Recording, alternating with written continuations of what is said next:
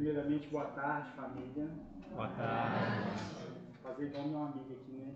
Não é possível que depois daqui a cantoria toda, né? Boa tarde, família. Boa tarde. Isso, melhor.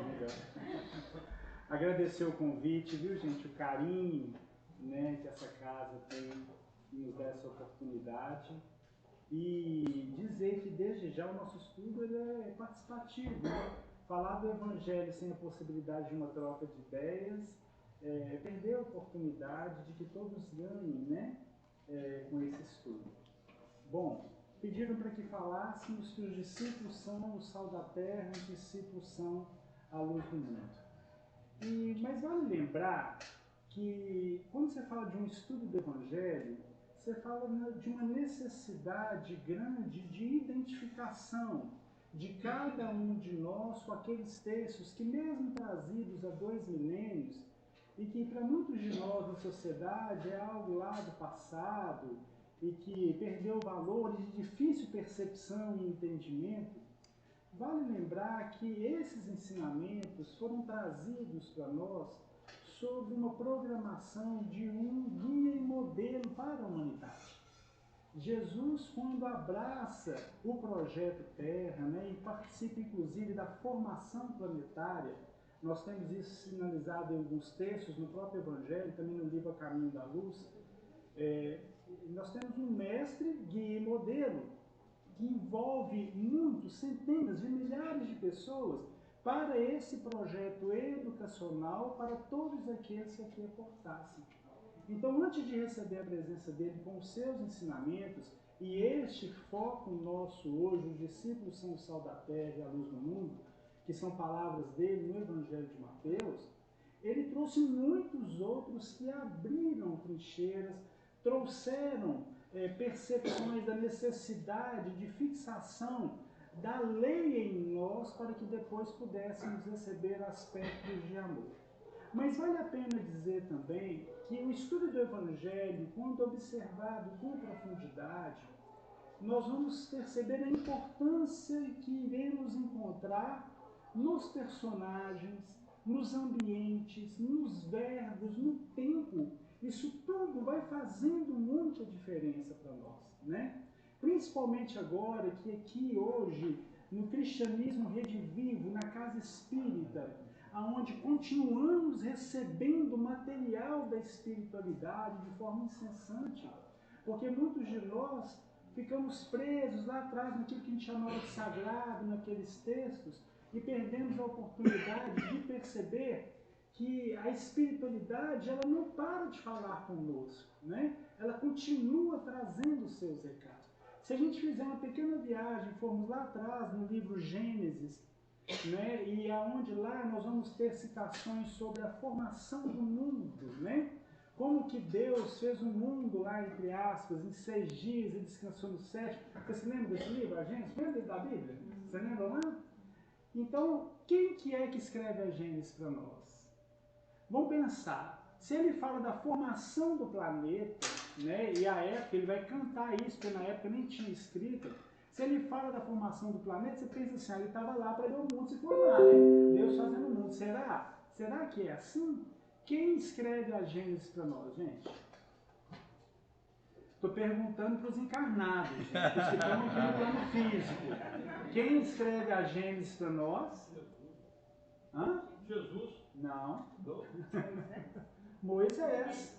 Moisés escreve a Gênesis para nós. Quer dizer, ele canta, né? Porque ele passava de mão em mão ali, né, para poder chegar aos dias de hoje. Mas se você para pensar que a Terra ela data, segundo a ciência, 4,5 bilhões de anos atrás, será que Moisés estava lá para ver Jesus participando dessa formação? Não é? Outro detalhe interessante, se você der um salto em todos os livros que chegaram até nós, do Antigo e do Novo Testamento, e for no último livro da Bíblia, como é que ele se chama? Apocalipse. Apocalipse as guarda, né, gente? É uma coisa que deixa todo mundo apavorado aí, né? Mas o último livro da Bíblia, Apocalipse, que a palavra significa revelação do grego, ele começa no primeiro versículo dando pra gente um tom de como que essas informações informações vieram da espiritualidade para nós. Percebam que interessante o texto, que ele diz que é uma revelação de Jesus Cristo, a qual Deus que lhe deu. Olha que legal, Deus entrega para Jesus uma revelação para nós, que é para mostrar aos seus servos as coisas que brevemente devem acontecer. E olha que legal, que pelo seu anjo, olha, um anjo de Jesus, as notificou a João, seu servo. Não é interessante isso? De Deus para Jesus, de Jesus para um anjo, de um anjo para João, de João para nós. Se fosse que no meio espírita a gente olhar e falar assim, gente, mediunidade, quantos intermediários, né? Então, do primeiro livro da Bíblia, que a gente imagina que Moisés o recebe de forma intuitiva, até o último livro, onde João traz essa pérola para nós no Apocalipse, nós percebemos uma intensa movimentação da espiritualidade para a humanidade. São valores muito positivos. E ainda hoje a gente continua recebendo. Não é porque alguns pegaram e fecharam a Bíblia como conhecemos, e aqui está bom, estão todos os livros aqui, que a espiritualidade vai parar de falar. Não vai parar de falar. Vai continuar trazendo os seus ensinamentos. Haja visto que através da mediunidade do Chico, por exemplo, milhares de versículos já gravados ali são comentados por espíritos como Emmanuel, por exemplo, lançando luzes em versículos que eram de difícil percepção e entendimento. E aí já vai a primeira dica que nós vamos dar. Né? Quando você pega a identificação com os personagens lá atrás, vale a pena saber de nós a quantas anda o nosso esforço nesse processo de identificação. Porque Jesus vai dizer lá para os discípulos, eu já não vos chamo servos, mas eu vos chamo amigos, porque o servo não sabe o que faz o seu Senhor. Mas tudo que eu ouvi de meu Pai, eu vos tenho dado a conhecer. Sair, família, da condição de servo, que é aquele que teme a Deus, para a condição de amigo, que já frequenta a casa do Pai, né? E quem sabe no futuro ouvir de Jesus, como no Evangelho de João, filhinhos, é a forma que ele chama os discípulos. É uma gradação. E a gente percebe isso o tempo todo no Evangelho. São movimentos ascensionais, onde o discípulo ele deixa um determinado patamar e abraça outro determinado patamar. E isso é conforme, às vezes, não uma condição social, nem poder, nem raça, nem casta. Não é isso. É a percepção íntima de identificação com valores de superioridade espiritual em Deus. Essa que é a grande questão. A gente traz sempre o exemplo da parede, né? Se eu coloco uma parede aqui, eu viro para o primeiro pedreiro que está ajudando a construir a parede, o material é o mesmo, os tijolos, o cimento, está tudo ali, as ferramentas, eu viro para o primeiro e falo, o que você está fazendo? Eu estou construindo uma parede. Certinho? Não tem erro, porque é o que ele está fazendo. É o campo de percepção dele. Mas se eu viro para o segundo e falo, o que você está fazendo? E ele traz a seguinte expressão, eu estou aqui construindo uma casa. Mudou, gente? Mudou. Mesmo instrumento, mesma aparelhagem, mesmos insumos, mas a visão de quem constrói é diferente. Talvez o terceiro vai te dizer assim, eu estou aqui construindo uma igreja, um templo, onde uma família vai vir e vai se colocar em ascensão. Então é outra visão também. E assim é no Evangelho. Os personagens vão sendo identificados e facilmente percebidos por aqueles que falam somente, ou por aqueles que sabem e não realizam, ou por aqueles que não sabem tanto, mas já gostam de obrar e fazer algo. Não são percepções distintas, não é? E nós vamos encontrar isso o tempo todo ali. Para falar que o discípulo é o sal da terra e a luz do mundo, nós temos que nos identificar com estes e saber em que níveis eles estão lá e em qual nível de identificação eu faço em cada etapa de cada um deles. Então eu posso me identificar com o Saulo de Tarso, Não posso?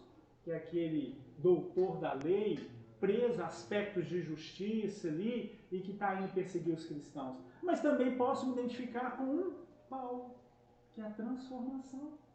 Não é assim? Saulo não vira Paulo? Não é, gente? Vira Paulo. Vai chegar um determinado momento que ele vai dizer, já não sou eu quem vivo, mas o Cristo que vive em mim. Então são movimentos de ascensão. Isso acontece com mais alguém? Será? Quando, por exemplo, Jesus começa a convidar os seus discípulos, ele começa primeiro por quem? Essa aguinha ali é nossa. Ótimo. Quer usar o pato? Não. Gente, quando Jesus começa a convidar os seus discípulos, ele começa primeiro por quem? Pedro, não é? Pedro. Será que é? Será que é Pedro? Olha que história interessante. Quando na segunda pesca maravilhosa, você tem Jesus aparecendo para os discípulos pela terceira vez depois que ele foi crucificado. Ele não aparece para os discípulos alguma vez? Algumas vezes? Pela terceira vez. Ele é um peregrino na praia, os discípulos pescando, num total de 7. E aí aquele peregrino que faz um braseiro, coloca um peixe, um pão ali, vira para os discípulos e diz assim, já cearam? Estava amanhecendo o dia, cara, a noite toda, tentando pescar. Não, lançai a rede para a banda direita do barco e achareis. Tranquilo? Banda direita do barco. Aí Pedro pega, joga a rede pesa. Não é isso? Lá vai dizer que como eles pescavam luz, o João fala assim, é o mestre, Pedro põe as suas vestes, é dando braçada para a praia. Quer encontrar aquele Jesus, né? E ali tem um fato bonito que acontece, depois vocês leiam lá, está no capítulo 21 do Evangelho de João. Mas eu quero levar a mente de vocês para um comentário da espiritualidade, através de Emmanuel, em torno desse lançai a rede para a banda direita do barco e achareis.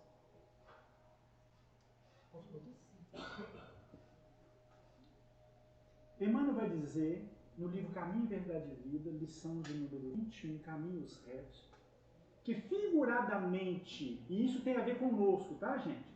Figuradamente, o espírito humano.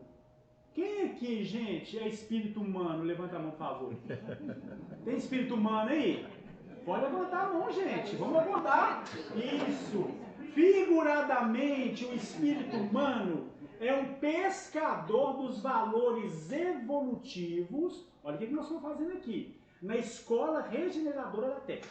Figuradamente, somos pescadores de valores evolutivos na escola regeneradora da Terra. A posição de cada qual, segundo Emmanuel, é o barco. A posição de cada qual é o barco. Quem é que tem uma posição na vida? Quem tem posição na vida, gente? Dentro do lar, na sociedade, na via pública, no trabalho, todos nós temos uma posição na vida, né?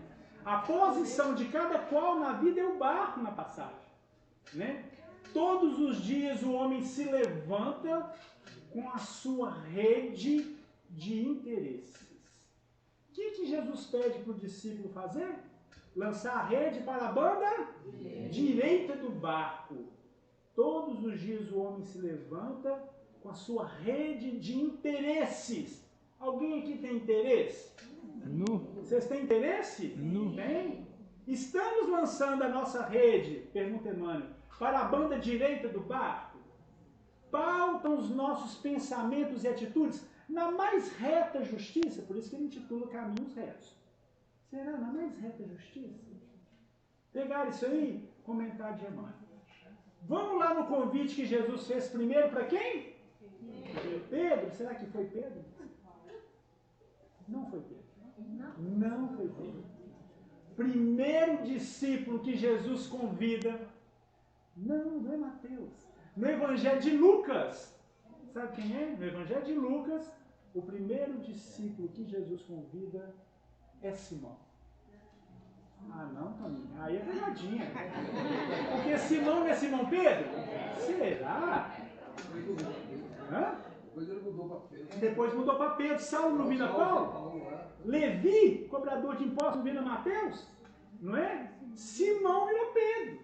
Mas Mas Pedro vira Pedro lá nas partes da Cesareia de Filipe, Mateus 16, onde Jesus vira para eles e pergunta: quem dizem os homens ser o filho do homem? Uns dizem que tu é Elias, Senhor. Uns estão falando que tu és Jeremias, outros profetas. Mas vós, quem dizeis que eu sou? Jesus pergunta. Aí, Simão dá um passo à frente. Senhor, tu és o Cristo, o Filho de Deus vivo. Bem-aventurado és tu, Simão, Bar-Jonas. Bar quer dizer filho, filho de Jonas. Tu não revelou a carne nem o sangue, mas meu Pai que está no céu. E agora eu te digo, diante dessa revelação, tu és Cefa, tu és Pedro. Sobre essa pedra edificarei. Virou Pedro. Ali. Revelou o Pai. Tranquilo, gente? Mas quando Jesus convida primeiro quem? Simão. Que significa? Pedro. Boa! Significa Pedro lá na frente. Mas toda palavra no Evangelho, quando estudada de forma minuciosa, tem significado. Tem significado. Aldeia de Betsaida. Quando Jesus entra lá, leva um cego para que ele tocasse, para que fosse curado. Jesus, para curar o cego, pega ele pela mão e tira para fora da aldeia de Betsaida, cospe no olho dele, impõe as mãos, pergunta o que ele via, ele traz uma visão perturbada lá, Jesus impõe as mãos de novo, vira para ele e fala: volte para casa, mas não entre na aldeia. Lembra da passagem? Como é que ele vai para casa se ele mora na aldeia? Como é que ele não vai entrar se ele mora lá? Mas o importante é que cada palavra tem significado. Betsaida significa casa de pesca. Se Jesus vai transformar os discípulos em pescadores de homens, quando ele vai para Betsaida, ele vai mostrar como pescar, como vai tirar da aldeia, que representa tanta coisa na nossa vida. Para muita gente a aldeia não é o WhatsApp ali, não é? Uma aldeia que nos deixa cegos. Levi tem significado. Simão também tem significado. E que se transforma em Pedro. Beleza. Mas o que significa Simão? Essa aqui é a questão. Encarnados. Simão significa... O Google sabe, tá, gente? Se eu fosse escrever assim, já estava no Google. Simão significa ouvinte. Ouvinte. Jesus começa a convidar os seus discípulos por um que tinha capacidade de ouvir. Isso não é legal? E nós estamos nos identificando com esse ouvinte? E o que Simão fazia no Evangelho de Lucas quando Jesus passa e o convida? Pescando, será? Não estava pescando. Estava o quê? Não! Quem consertava a rede era Tiago e João, seu irmão, que estavam com seu pai Zebedeu. Logo em seguida, foram os próximos a serem convidados. Mas Simão lavava a rede. Consertava Tiago e João no texto. Mas Simão lavava as suas redes. Emmanuel vai falar rede de interesses. Quais são os seus interesses? Vocês estão higienizando interesses de vocês? Porque em seguida Jesus vai convidar Tiago e João, que consertavam rede. Vocês acham mais fácil lavar a rede ou consertar a rede? Não. Porque Tiago e João, com Zebedeu, família, lembra o quê? Reencarnação. Gente, se a gente não lavar os nossos interesses, né? Se prepara que na próxima nós vamos ter que arrumar. Vai ter que consertar. Assim que é. Infelizmente, é o processo de transformação e identificação com esses personagens. Perceberam a importância de se identificar no estudo do Evangelho com os personagens? Eu prometo para vocês que nós vamos chegar nos discípulos não só da terra, mas do mundo, tá? Mas é só que é importante esses detalhes. Por exemplo, um outro discípulo que implementa um processo transformador, nós até já falamos o nome dele aqui. Como é que ele se chama? O outro discípulo que Jesus chama também, Jesus chama todos, mas que nós já falamos o nome dele aqui. Mateus, que antes era Levi. E passando Jesus por ali, pela alfândega, vê Levi, filho de Alfeu, trabalhando na recebedoria, e disse para ele, segue-me. E lá vai dizer que levantando-se Levi o seguiu. Foram para a casa de Levi comemorar, Jesus lá com os publicanos, cobradores de impostos. Os fariseus ficaram apavorados com aquilo, como é que Jesus tinha ido cear na casa de homens pecadores. Ainda viraram para os discípulos, seu mestre está no meio dos pecadores lá. E Jesus responde eles com uma pérola bonitinha. Ele não veio para os sãos, né? Ele veio para aqueles que precisam de médico. E não é médico físico, são médicos em linhas espirituais, psíquicas. Mas o legal é saber que Levi significa unido, adesão. Mas Levi, filho de Alfeu. Alfeu significa o quê? Transitório, passageiro. Alguém aqui, gente, se identifica com as questões que são passageiras?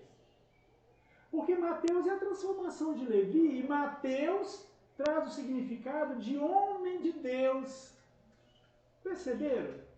Deixar de ser aquele unido às questões que são transitórias, porque ele é filho de Alfeu, trabalhando para César, trabalhando como cobrador de impostos para o inimigo, né? Que era aquele que escravizava o povo hebreu ali, os judeus, né? Perceberam os detalhes? É muita simbologia envolvida, mas fala diretamente conosco. Hoje, para quem vocês trabalham, gente?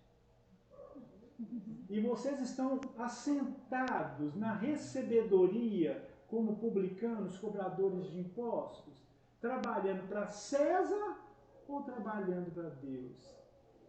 Talvez quem trabalhe para Deus não fique sentado, se movimente, né?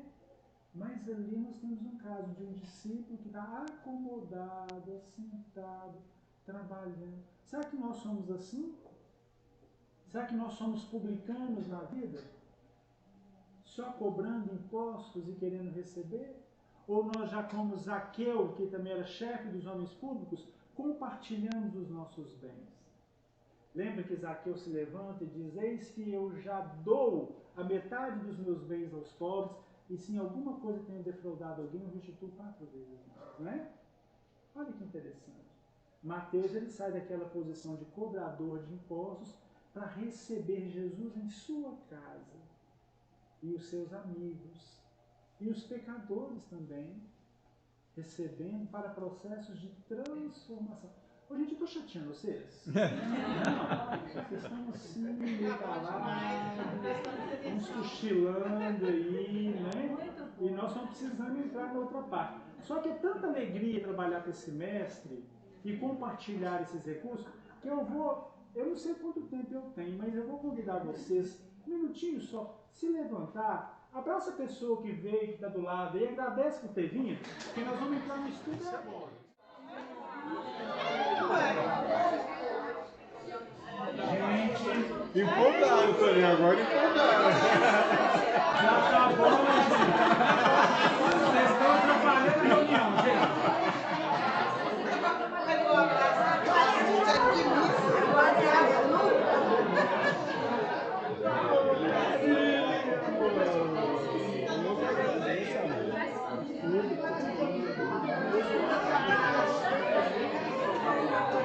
Agora acordou todo mundo, Tony.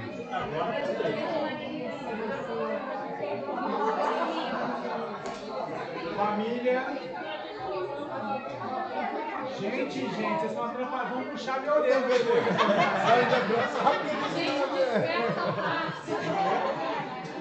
Você não sabia desse, que aqui o pessoal gosta de abraçar. Aparecendo na hora do lanche. Família, um abraço e depois na hora do lanche. Então, gente, o estudo do Evangelho, ele pede um esforço nosso para a identificação se é um monte, se é um vale, não é? Se está sentado, se está aceso, se é azeite, se é candeia, se é sal, se é lançado fora. Isso tudo fala diretamente com o nosso espírito imortal. Essa é que é a ideia, esse é que é o convite. Porque o texto, que é alvo do nosso estudo, os discípulos são o sal da terra, os discípulos são a luz do mundo, ele acontece num momento muito interessante em Mateus, logo depois das bem-aventuranças. E logo no primeiro versículo do capítulo 5 do Evangelho de Mateus, mostra a que esses discípulos vieram. Qual é o recado deles? Porque lá vai dizer que Jesus, vendo uma multidão, ele sobe o monte. Isso é bom ou ruim, gente? O que vocês acham? É bom. Subir o monte, sinal de elevação. É esforço, né? Mas Jesus é guia e modelo. Jesus, vendo a multidão, subiu o monte. Multidão é personagem, não é?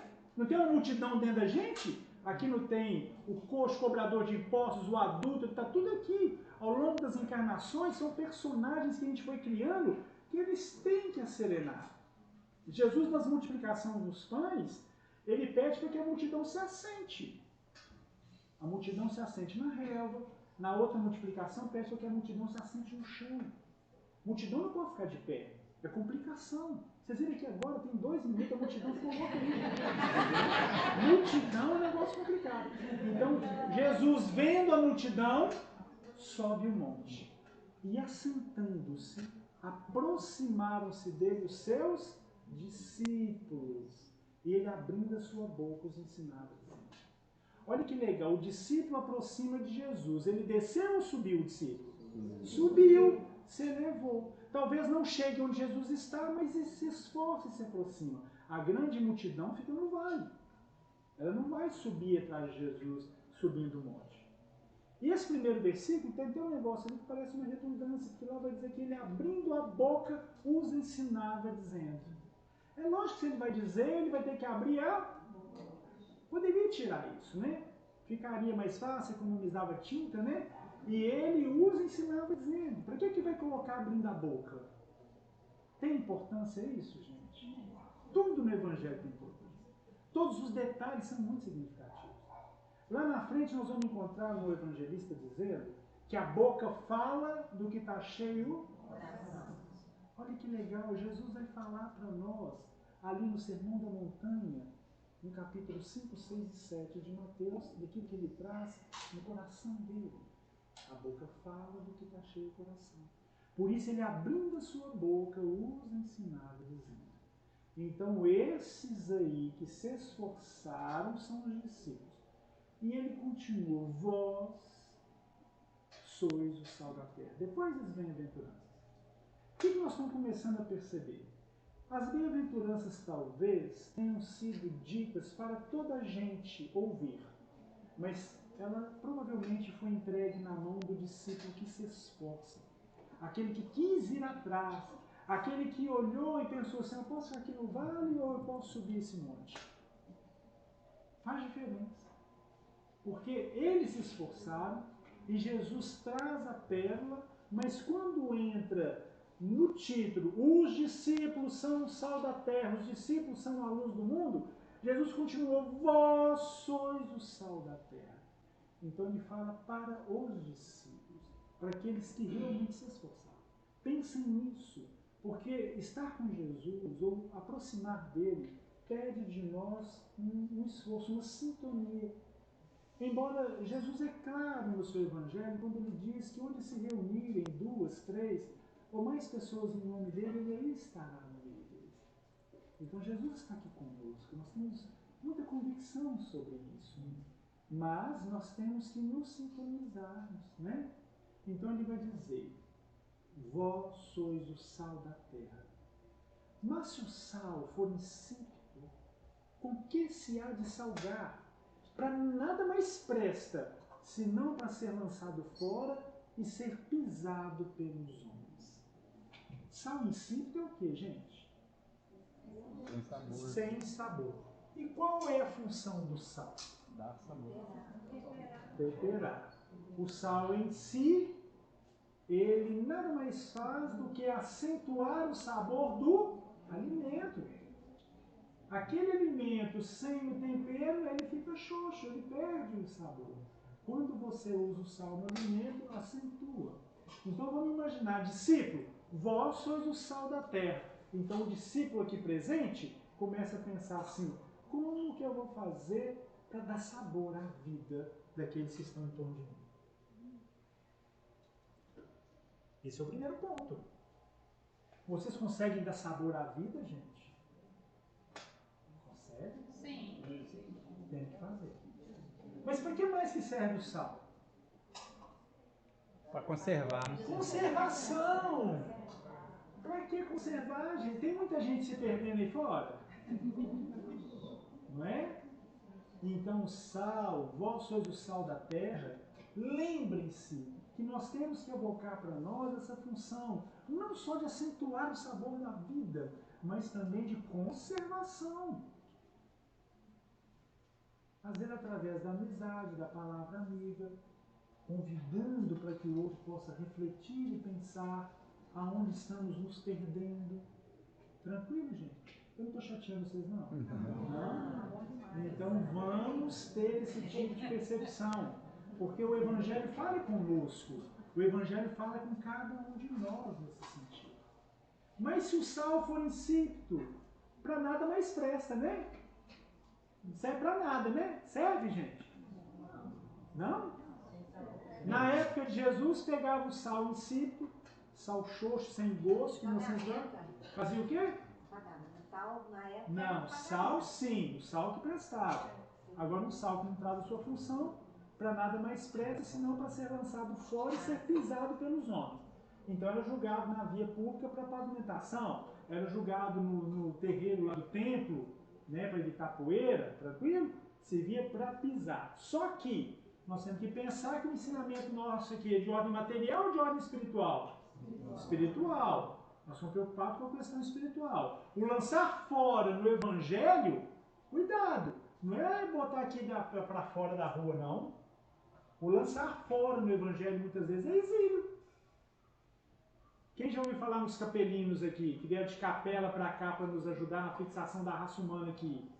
Não é? É um processo de reencarnar aqui pessoas que poderiam nos ajudar com tecnologia, conhecimento, em outros valores, mas que a moral era bem baixinha, como a nossa na época, sintonia. Então o sal, que já tem condição de temperar, que já tem condição de conservar, mas se transforma em algo insípido, para nada mais presta, se não para, ó que legal, presta para alguma coisa. Para se lançar fora de quê? Ele é sal da terra. Você lança fora da terra. Para ser pisado pelos homens. Para servir de piso para os homens em outras pairagens. E igual os capelinos serviram de piso para nós aqui. Muito complicado, gente? Não. O que mais tem no universo são mundos em processo de formação. Mundos primitivos. Aonde você, quando é levado para lá, em exílio, você vai procurar coisas que você estava acostumado e não vai encontrar a princípio. Começa tudo de novo. São encarnações e encarnações. Mesmo porque o mundo primitivo, os corpos são o que mais? Grosseiros. Mas eu consigo sim colocar um espírito com a capacidade mediana e a moral baixa num corpo grosseiro, não tem problema nenhum. Porque o que é carne, o que é espírito. Não houve involução. Vai haver quase que uma missão de ajudar aquela turma ali, os autóctones daquele planeta ali, a crescerem e melhorarem. Eu olho no meio da tribo e falo assim, gente, que rapaz inteligente aquele ali, não é? Mas provavelmente foi um que foi exilado. É onde haverá choro e ranger de dentes. Exílio. O Evangelho é cheio desses exílios. Cheio. Quer ver? Exílio de gente que está ligado ao Cristo. Pode, Tony? Pode. Acontece. Eu sou a videira verdadeira. Vós sois as varas. Toda vara que está em mim, que dá fruto, o Pai limpa para que dê mais fruto ainda. Beleza? Mas a vara que está em mim... Gente, quem anda lendo Jesus, conhece o Evangelho, sabe que é para perdoar, não é? A vara que está em mim, que não dá fruto, o Pai atira para queimar. Loucura, né? É tenso. Isso é exílio. Já ouve Jesus, já tem conhecimento crístico, mas não consegue frutificar com isso, lança fora. Quer ver outra? A parábola do grande rei. Quando o Filho do Homem vier em sua glória, os santos anjos com ele, ele vai separar os homens uns dos outros, como um pastor separa os bodes das ovelhas. Vai colocar as ovelhas à direita, vai colocar os bodes à esquerda. Gente, vocês estão à esquerda, aqui é uma parábola, tá? É só para poder simbolizar. Ele vai dizer para as ovelhas assim: vinde a mim, benditos de meu Pai, tomai por herança um reino que está preparado desde a formação do mundo. Eu tive fome, deste-me de comer, eu tive sede, deste-me de beber. Eu estava doente ou preso, você foi lá me ver. Não é? E eu era estrangeiro, você me recebeu. A ovelha até pergunta assim: mas quando foi, Senhor, que nós fizemos isso? Eu não estou lembrado, não. Em verdade, vos cada vez que fizeste um desses meus pequeninos, a mim estava fazendo. Lembra da parábola? Lembra? Mas os bodes, repara, né? Apartai-vos de mim, vós que cometeis iniquidade. O apartai é exílio. Eu tive fome e você não me deu de comer. Repara que ele está falando que você foi contra a lei. Não é isso. A lei manda não matar e você matou. A lei manda não roubar e você roubou. A lei manda não cometer adultério e você cometeu. Não é isso. Ele está falando de ações no bem que o bode poderia ter feito e que não fez. Eu tive fome, você não me deu de comer. Eu tive sede, você não me deu de beber. Eu estava doente, preso, você não foi lá me ver. Eu era estrangeiro, você não me recebeu. Tem estrangeiro nas ruas aí, gente? Você não me recebeu. Apartai-vos de mim, vós que cometeis iniquidade. Ou seja, são sinalizações no Evangelho que nos convidam a sair de um patamar para outro. A deixar de fazer parede para construir igreja. Essa aqui é a ideia. Então, o sal que é insípido, que já poderia temperar e conservar, quando não faz, ele é lançado fora para servir de piso para os homens em outras paragens. Isso é super normal. Nós estamos vivendo uma época de transição onde o que mais acontece são os exílios. Milhares. Emmanuel vai falar que em alguns milhões vieram de Capela para cá. Para nos ajudar aqui na época. Só que quando você chega no mundo primitivo, a situação é mais complexa. Ali é mais difícil. Porque as habitações são diferentes. Lá você não tem supermercado 24 horas. Tem, gente? Lá você tem Wi-Fi? Não tem. WhatsApp? Também não. Não dá para comprar pela internet. Percebe? Aliás, os corpos são mais grosseiros, né? A gente briga que lá a gente fala que você olha a esposa de manhã ou a companheira de manhã, meio que quase assim numa taberna, numa caverna, e fala assim: nó, bem, você tá barbada, né? Porque o corpo é grosseiro. E você vai ter que começar o processo de refino. Vocês estão rindo, mas é, gente. Assim que é. Aonde você chora a perda do paraíso perdido. Aqui tem calor, você liga aqui, não é? Quando está muito frio, você fecha a janela, bota uma agasalho. No mundo, em formação, não funciona assim. Toninho, Pois não, irmão? mas como que você coloca isso para a gente e o Espiritismo prega que a gente não retroage? Nós não estamos retrocedendo. Nós estamos falando, até falamos aqui, o que é carne, o que é espírito, espírito. Vou te dar um exemplo. Eu posso ter um espírito muito evoluído, e quando você chega no núcleo existencial Caminhos para Jesus, você olha o corpo que ele reencarna ali, né? Até para auxiliar a família, amigos e tal, é um corpo perturbado fisicamente, todo atrofiado. É evolução? Nós estamos falando de um espírito evoluído, tá? Que abraça uma missão. Isso é possível, gente? É possível. É possível eu encarnar num orbe aonde a situação lá é iniciante fisicamente? É. Jesus, quando reencarna, porque ele não reencarnou aqui, né? Ele encarnou aqui 2000 anos atrás, ele, pelo fato de ter feito aquilo, ele não evoluiu. Ele vem em missão para nos ajudar. Se você olha para o Evangelho e imagina que a água no Evangelho representa a reencarnação, Jesus conversando com Nicodemos, é nascer da água e do Espírito, né? Para que você possa entrar no reino. Jesus é aquele companheiro que, diferente de Pedro, diferente de todos os outros, ele andava sobre as águas. A reencarnação para ele não tem sentido assim. Para que Jesus vai reencarnar? Ele guia modelo espírito puro. Segundo a espiritualidade, ele não tem nada material que atrapalhe a condição espiritual dele. Pedro vê Jesus andando sobre as águas e fala assim: nossa, Senhor, pede que eu vou aí que eu vou. Isso aí é um espetáculo, né? Ele dá um passo, dá dois e começa a afundar. Olha que simbologia bonita. Quem tira Jesus, Pedro daquela situação é Jesus que põe ele para o mar. Percebe? Para a fixação da lei junto aos homens, Moisés atravessa o que, gente? O mar, né? Muita água ou pouca água? Muitas encarnações para a fixação da lei. Muitas encarnações. Não matarás, não cometerás adultério, dor, sofrimento. João batizava com arrependimento, né? Arrependimento, ele batizava onde? No Rio Jordão. Muita água? Muita, mas menos que o mar. Talvez umas boas encarnações nos ajudem para o arrependimento. Mas João batizava. Jesus precisava batizar? Não, tanto que João falava: você está vindo a mim? Eu que tenho que ir. Faça para que a lei se cumpra. Tanto que para Jesus ser batizado, João o puxa.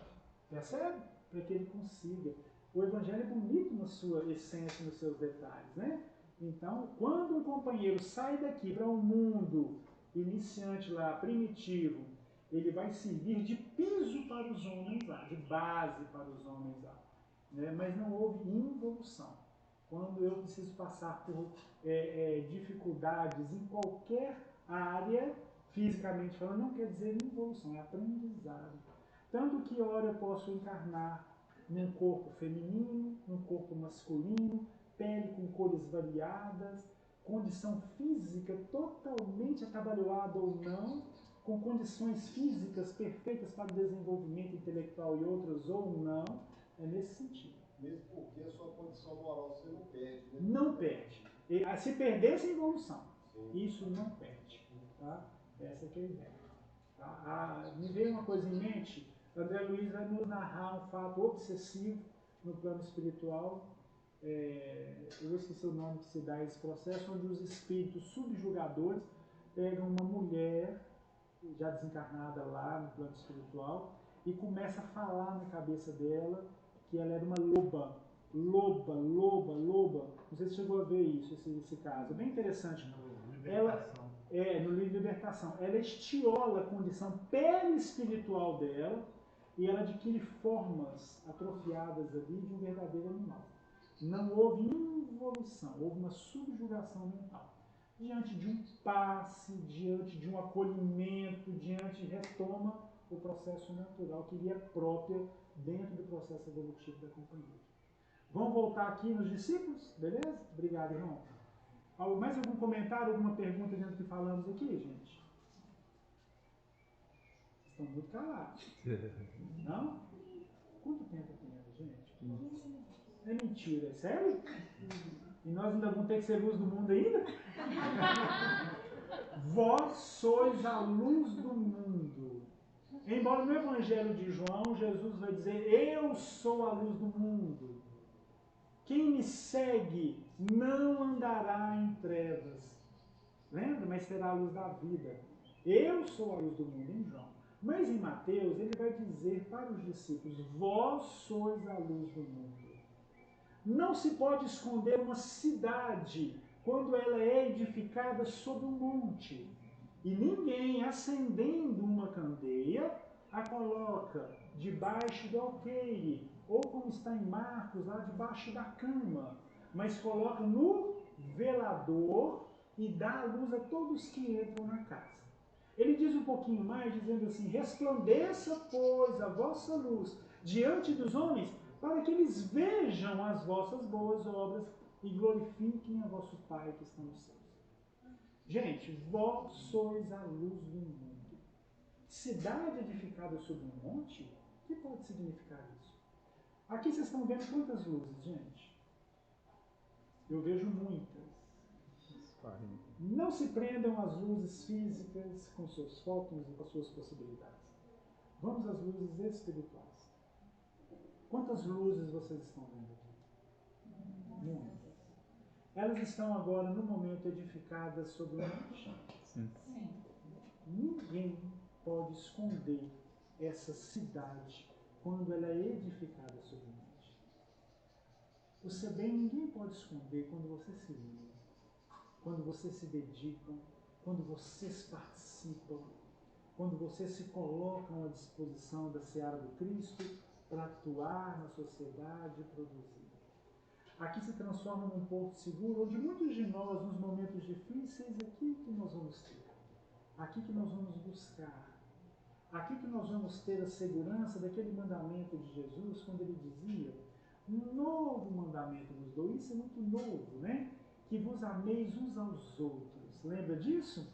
Que vos ameis uns aos outros. Lá tem um ponto e vírgula, gente, eu aprendi na escola, ponto e vírgula, sei que dá um tempo maior, né? Não é uma vírgula só, né? Dá um time bom, porque ele vai falar algo muito importante, né?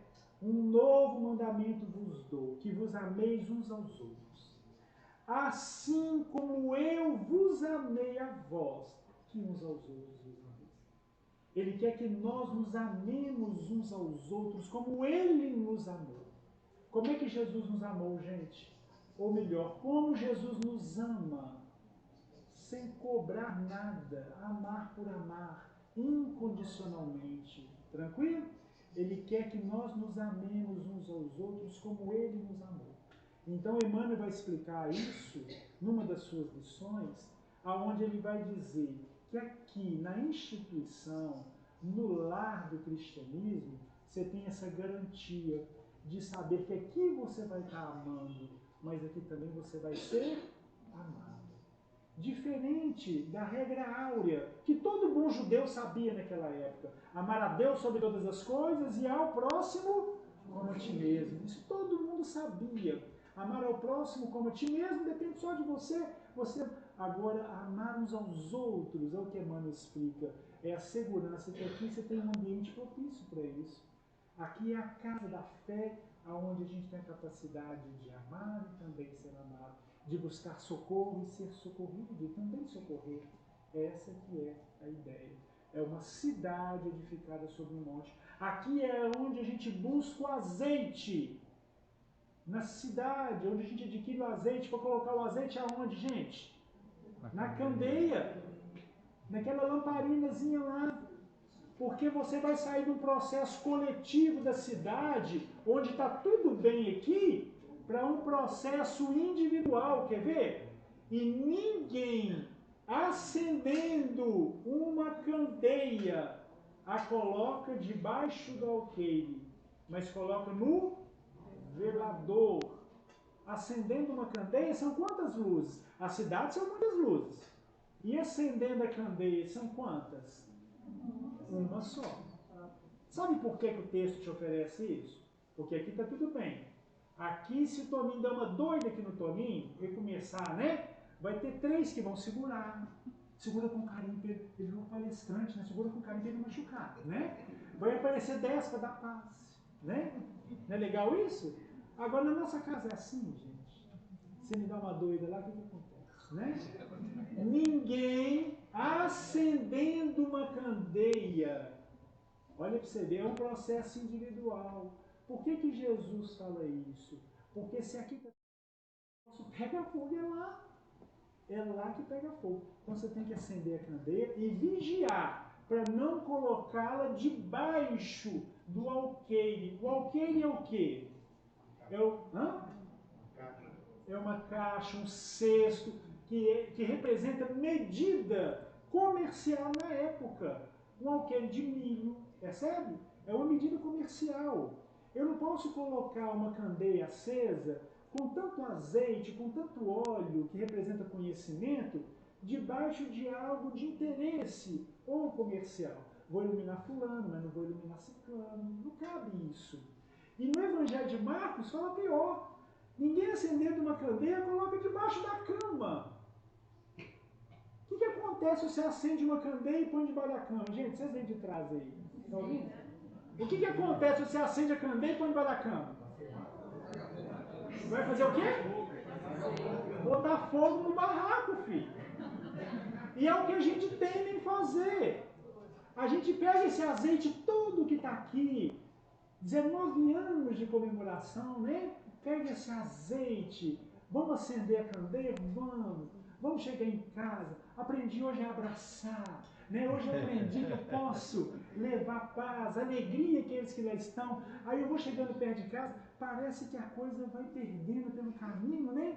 E parece que vai montando umas coisas na gente assim, você vai chegando perto de casa, aí na hora que você já bate no portão, você já bate com uma certa rispidez, né? E quando você entra com a candeia acesa, porque o azeite está todo ali, você fala com quem está lá que não veio. Você tinha que estar lá porque o moço falou tudo foi para você.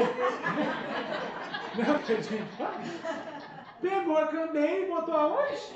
Debaixo da cama. Pegou fogo, a pessoa fala, nunca vou nesse lugar. Tá doido? Aprender isso aí? Mas não vou mesmo. Ou seja, a candeia tem que ficar em níveis elevados. Iluminar a todos que entram na casa. Casa, André Luiz fala de casa? Não.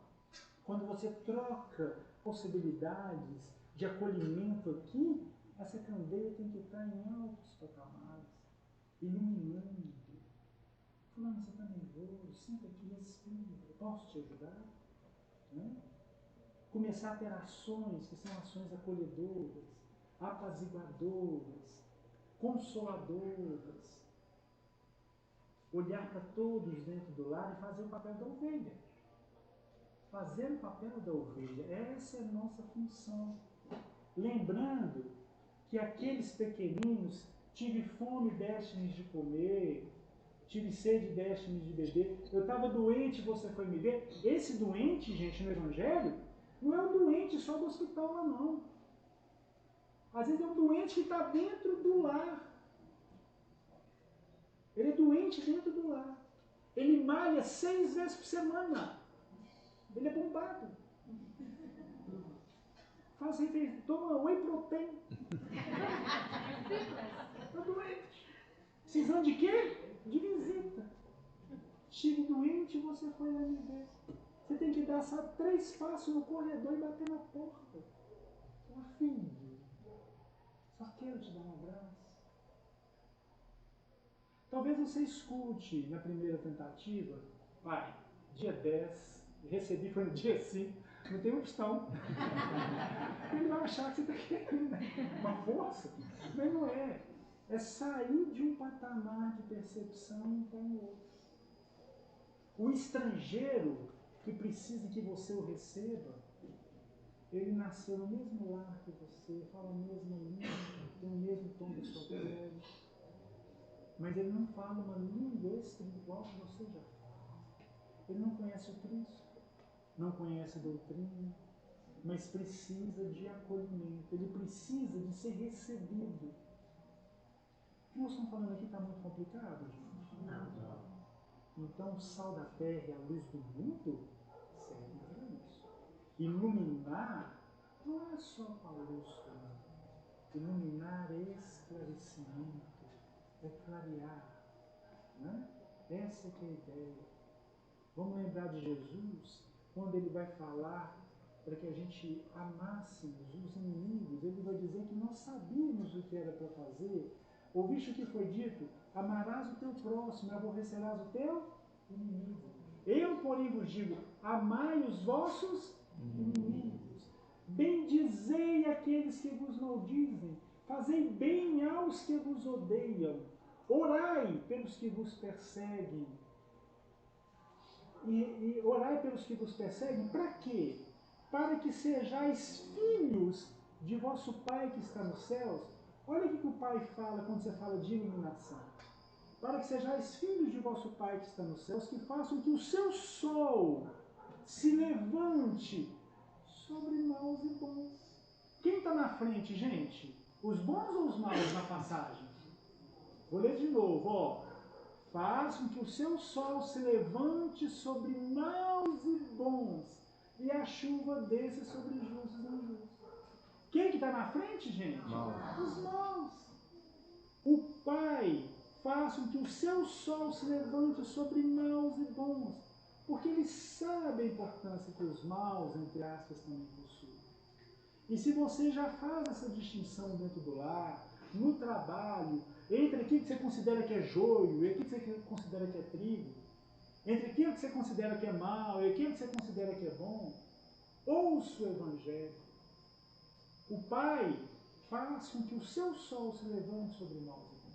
Ele diz mais, porque se você amar somente quem te ama, os publicanos que trabalham para César, considerados pecadores, eles amam os céus. Você não vai estar fazendo nada demais. Cumprimentar, gente, só quem te cumprimenta, os publicanos também fazem isso. Não é? Sede vós, pois, perfeito, como perfeito é vosso Pai que está nos céus. E a passagem encerra aí. Então nós temos que nos esforçar para fazer algo estranhável na sociedade. Amar quem não te ama, cumprimentar quem não te cumprimenta. Fazer com que o seu sol, a sua energia, comece a impactar na vida daqueles que a sociedade considera como maus. Talvez aí a gente vai exercitar a caridade como eu entendia Jesus. Qual o significado da palavra caridade como eu entendia Jesus, gente? Livro dos Espíritos, pergunta 886, se não me engano. O BIP. Benevolência para com todos. Para com todos, gente. Para com os políticos, para com todo mundo. Benevolência para com todos. Indulgência para com as imperfeições dos outros. Alguém aqui tem imperfeição, gente? Não estou falando de imperfeição física, não, gente. Alguém aqui tem imperfeição? Levanta a mão para mim, só para mim saber. Ah, a gente tem. Olha, indulgência para com as imperfeições dos outros. Perdão das ofensas. Começar a desenvolver isso, perdoar. Se esforçar nesse processo. Porque isso esclarece, isso ilumina. O Evangelho vai dizer em relação a esse tema que a candeia que você tenta acender e colocar no velador, talvez tenha a ver com você mesmo, com a forma com que você veja. Porque a candeia do corpo é o olho. De sorte que se os teus olhos forem bons, todo o teu corpo terá luz. Não é legal isso? A candeia do corpo é o olho. Como é que vocês estão olhando a vida? Como estamos vendo? Com olhos positivos ou com olhos negativos? Não tem como não lembrar do Chico, não é verdade? Ele dizia que a folha da árvore caindo, vista com os olhos da fé, é uma página tão bela como Shakespeare. A folha da árvore caindo, gente. Para o Chico é um poema. Para o Toninho é um problema. Porque o Toninho pensa assim, a dona vai pedir para me desentupir a cara. Eu vou ter que varrer o terreno. E assim o passeio já está daquele jeito. Porque é o campo de visão de cada qual. Nós temos que aguçar o campo de percepção para termos olhos de ver, ouvidos de ouvir. Porque senão não seremos a chamada luz do mundo. Muito menos aquela chamazinha que ilumina o lar, o trabalho, a via pública. Temos que nos esforçar nesse sentido. Alguma pergunta? Nosso tempo está se esgotando. Não? Tranquilo? Tudo bem com vocês? Tá? 5, 4, 3. Família, muito obrigado pelo carinho, paciência de vocês. Novas oportunidades nós estaremos aqui, tá bom?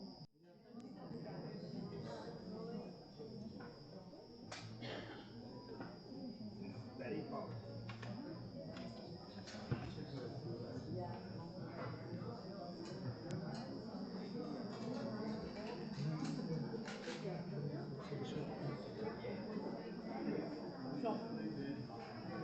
Posicionando aquele do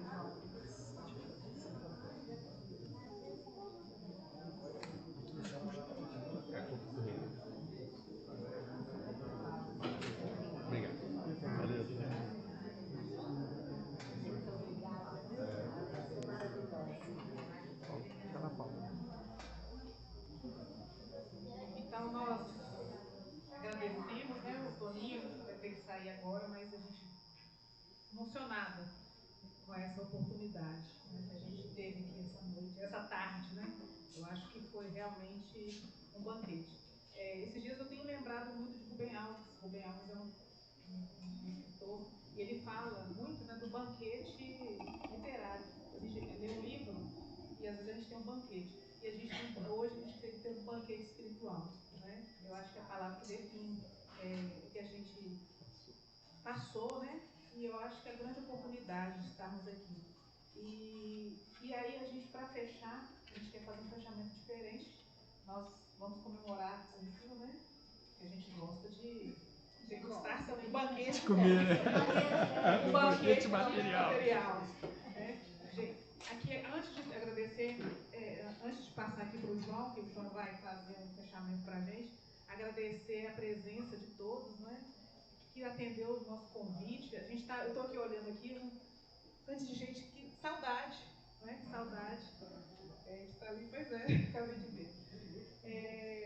O João Pedro, gente, é o nosso mascote do grupo, né? Nosso grupo, como diz o Euler, diminuiu a nossa média de idade, a chegada dele e do Ian, né? O João, ele fez uma música, compôs uma música. E a gente vai fazer o encerramento com a música que ele fez para hoje. Né? É a nossa prece de encerramento. Não sabia que era para hoje, não, João. Não sabia que era para hoje, preparado para esse dia, né? E assim que a gente encerrar, então, a gente sobe, a gente canta parabéns. A gente gosta de cantar parabéns.